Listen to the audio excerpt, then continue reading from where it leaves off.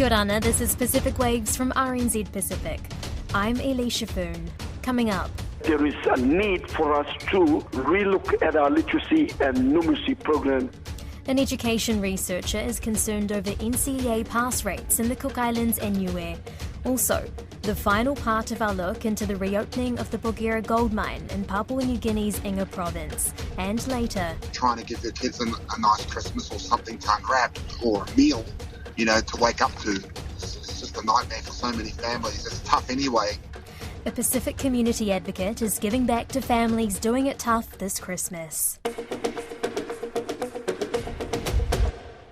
An education researcher says NCEA pass rates in the Cook Islands and Niue will fall through the floor if literacy and numeracy tests become compulsory in 2026. The New Zealand government is considering extending the 2026 deadline for the tests and allowing students to use other ways of proving they are literate and numerate. The decision has huge implications for the realm nations, where more than 80% of students failed one of the 3 tests in June. Caleb Fotheringham has more. When 240 Cook Island and Niuean students sat the new test this year, just 18% passed reading, 45% passed writing, and 23% passed numeracy. Michael Papatua, principal of Mangaya School in the Cook Island Southern Group, says the results were a clear indication students were not meeting the requirements to engage with NCEA. There is a need for us to relook at our literacy and numeracy program down in primary and up at junior secondary to ensure that students, when they come into NCEA level 1, they have acquired basic numeracy and literacy skills. The tests are due to become compulsory from 2026, and students will have to pass all 3 assessments before they can receive any NCEA certificate. But Education Minister Erica Stanford has told RNZ she is taking advice on whether to let students meet the requirement through other standards beyond 2026. New Zealand students have struggled with the test too, with failure rates as high as 44% in writing and maths in June. Education researcher Michael Johnston from the market-led think tank The New Zealand Initiative says it's important to certify literacy and numeracy, but a big drop in NCEA achievement rates is not desirable. We need to look at an alternative way of approaching this for both the realm countries and New Zealand. What I would advocate would be establishing a standalone certificate of literacy and numeracy and not having it be a co-requisite for NCEA. Dr. Johnston says there is a case for New Zealand putting a special effort into ensuring realm nation teachers are better equipped. It might be a matter of having a professional development specialist located in the Cook Islands, travelling to those remote islands and maybe going on a fairly extended assignment to help. Te Takavika College principal Vaianuka says the poor results can be partially attributed to cultural and language barriers. He says students had difficulty interpreting the literacy questions. We are finding that some of our kids, the question is too hard for them to understand and to, really solve it. Education Ministry Curriculum Centre General Manager Rob Mills says a 2-year transitional period in 2024 and 2025 will give schools time to adjust to the new tests. He says during the transition, additional standards will be available in local languages to students living in Niue, Tokelau and the Cook Islands.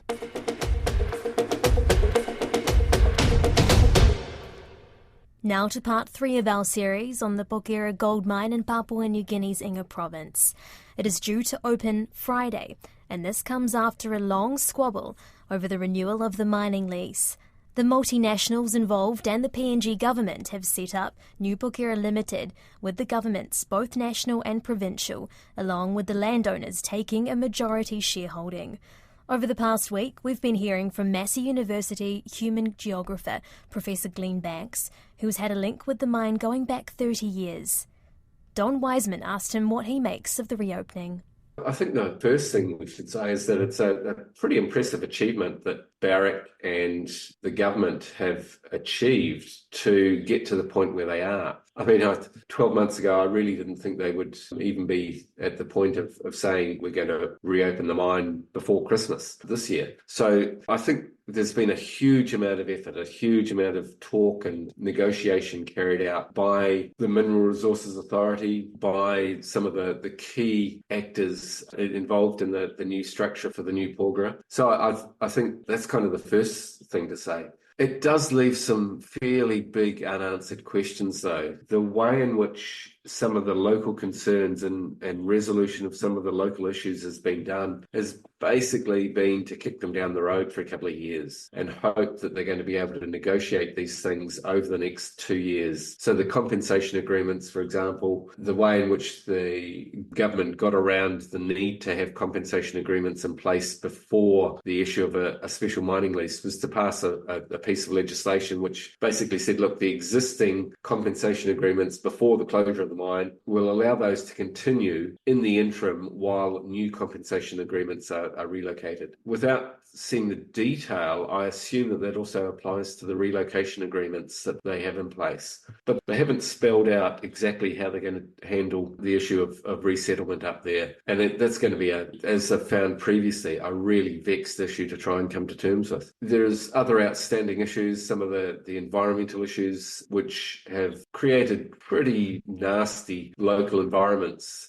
have not been specifically addressed as part of the reopening. My concern is that in the rush to get the mine open again, and as I say, it's a real achievement that's been achieved in the time frame that it has. My concern is that in that rush, there's been a number of the real significant long-standing issues at Porgera that have just been kicked down the road, and the hope is that they're going to try and resolve them in the next couple of years while the mine is kicking up and getting back on stream. The onus to have done all of this comes back to the national government, doesn't it?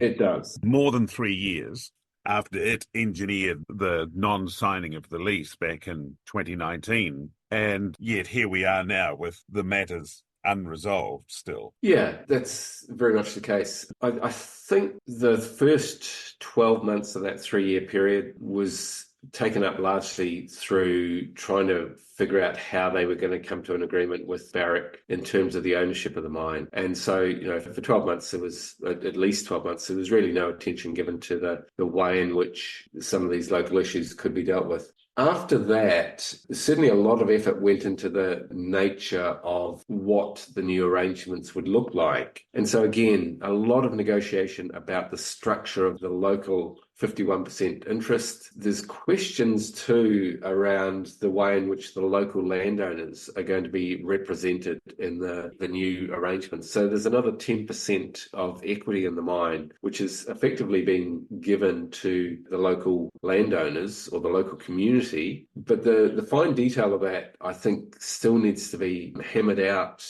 And that in itself could be highly contentious. So whether we're actually going to see real benefits being delivered locally through the equity holding, the increased equity holding, is not at all clear, given that we don't know exactly what the structure of that 10% landowner share is going to look like. Some of those other issues, it does appear from the outside that what's happened is that the government has decided to essentially throw a lot more money at Porgera and hope that will make some of the issues go away. So there's significant community development that Barrick has committed to in terms of funding on an annual basis. There's significant infrastructure money being committed to Porgera and Enga province. And my sense is that they're hoping that that's going to mollify a lot of the agitation at the local level about some of the ongoing unresolved issues up there. Whether that's actually the case will depend on the distribution of how those funds are actually used and employed, whether it brings real benefits to the bulk of the Porgera population. There's concern too, in the last decade or so, there's been some real splits open up within the Porgera community. And some of the long-established leadership has been challenged by younger people coming through. There's some very good older leaders and there's some very good younger leaders up at Porgera. getting them to see eye to eye and agree to work cooperatively on a lot of these issues is going to be really difficult. There's some really long-standing feuds and disputes between some of the groups up at Porgera. So getting them in agreement and working towards a common good is difficult at the best of times when you've got such a large community up there that is made up of people who are not necessarily of the original landowning community, but migrants from elsewhere. Issues of social control up there are really difficult when leaders aren't able to effectively either represent the whole community or have some form of traditional control over those communities. So exactly how that's all going to play out, I think, is one of the real questions that we're going to see over the next couple of years, if and when the mine does actually open. I've heard rumours already since the announcement that the opening date is the 22nd of December. I've heard rumours there's going to be significant landowner opposition to the opening itself. So that's not a really good start to the process. I do hope that it does open, but whether it does is probably a question that we won't really see until the day.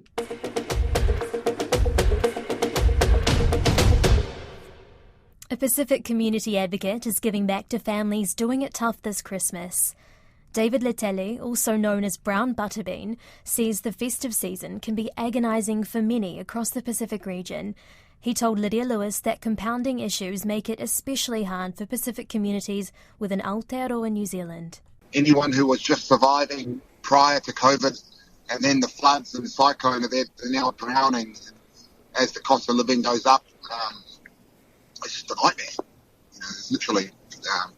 And, it's also people just stereotype people who need help from food banks, but it's people that are, sometimes working 2-3 jobs, but there's no room anymore for life to happen. I always think a flat tire, a broken down car, or the kid's got to go to doctors or something. That's enough to send some families over the edge, where they need services like ours. So, it's really tough out there for a lot of people. Is it a privilege to not have to think about whether or not you can afford a phone top-up? Or some people don't even have to think about things like that. People we're helping are thinking about what's for the next meal, looking at their children and they're starving, and then you add on top of that Christmas, it's just a nightmare for so many families. It's tough anyway. But then when you're trying to give your kids a nice Christmas or something to unwrap, or a meal, to wake up to, it's really tough on a lot of families. Mental health is, it's not good. And in Aotearoa, there's a real spirit of giving throughout the year. Lots of people are involved with charities, and people like yourselves, you've dedicated, your life to helping people. Tell me about what you're doing and what others are doing in your community this year to help out. The way we live our lives, if you can help, you should. We're working this year, as we have the last few years, with Middlemore Foundation to give children from Kids First Hospital who are, suffering from long-term illnesses or disabled, and on top of that, living in poverty. So we try and give them, the best Christmas that we're able to, with an awesome Christmas hamper, that's enough for a week of food, plus presents, and just have a real fun day on the time they come to pick everything up. So, that's what we're doing, as well as a lot of other groups on the ground helping a lot of people. And for you, life hasn't been smooth sailing. Can you think back to a Christmas that for you was just awful, and if you're willing to share a snippet of it so that others don't feel so alone this Christmas? Well, I tend to block out all the bad memories, but Christmas for me, as for a lot of families, even now I don't, Christmas is, I don't really like Christmas because I see all the people that are without. So it's there's no particular memory in terms of a bad Christmas, because as a kid, you don't think you're trying to remember those things, but just not having stuff. That's, not having the families, and it's not about me. There's families out there that they're waking up to no Christmas breakfast, lunch, or dinner, no presents for their kids to unwrap, and life's just miserable. And the positives, you will also be a witness to smiling faces, people who are so grateful to receive support as well. Yeah, I mean that's why we do it. When you see when you see kids smiling and the relief on parents' faces, you can't buy that. It's priceless. Seeing the relief on the families' faces, seeing the joy on the kids' faces, and even was it last week we helped one of the families, Nina Grace, is the little girl. Their family car broke down, and she missed 10 doctor's appointments because they just couldn't get there. So I went over to my friends at Trust Motors, and they gave her a car.